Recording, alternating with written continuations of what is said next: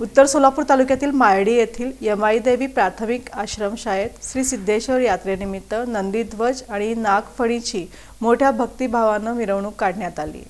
सिद्धेश्वर सहकारी बँकेचे संचालक शिवानंद कोनापुरे, महेश सिंगी यांच्या हस्ते श्री सिद्धेश्वर महाराज यांच्या प्रतिमेचं आणि नंदीध्वजांचं पूजन करण्यात आलं।